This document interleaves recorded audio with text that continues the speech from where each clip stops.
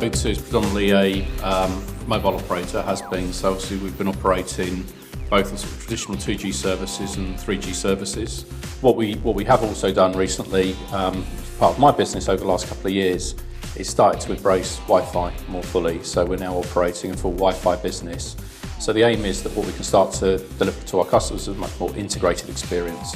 We felt that rather than rely on partners, we wanted to build the experience ourselves.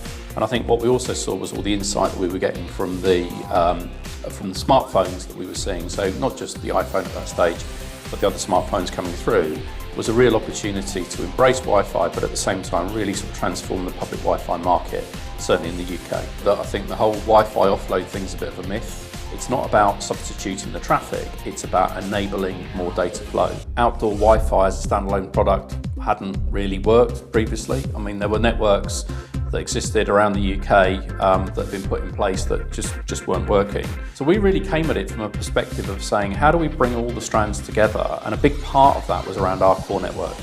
And what we recognised is that as we move forward, even with the extra spectrum that we'll get through the 4G auctions, is the rate of demand that we're going to get, especially in highly concentrated and highly populated areas, was going to put a strain on how we have to run our network, basically leading to a small cell type deployment. So when we started to bring that strategy together with what we were looking to do for Wi-Fi, what we saw was there was a great fit. That if we could use Wi-Fi as a way of getting in and starting to deploy network services, but at the same time we're able to start to bring a small cell cellular into that, we have the dual benefit for our customers of, one, giving them a great free Wi-Fi service, but it also means that we've got the capability then to very easily start to add additional capacity into our core sort of macro network level in those highly concentrated areas. So what we're able to do is, again, on an integrated experience, is give a lot more data coverage.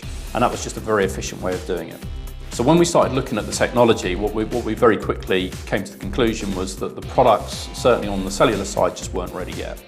So what we wanted to do was select what we saw as best in breed for Wi-Fi in terms of that category, but also to make it future-proof, so that what we didn't want to do was go and deploy a Wi-Fi network and then have to rip it down and replace it with other cells.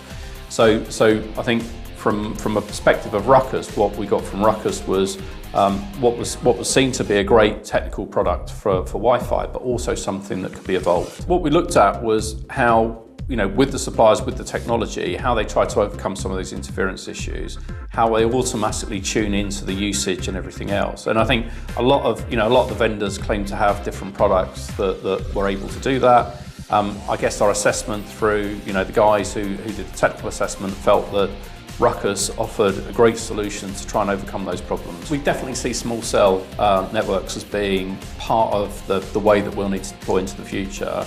And clearly from our perspective, trying to demonstrate that through what we've done in Westminster and Kensington, that they happen to be, obviously London in the UK is the most densely populated city in the UK.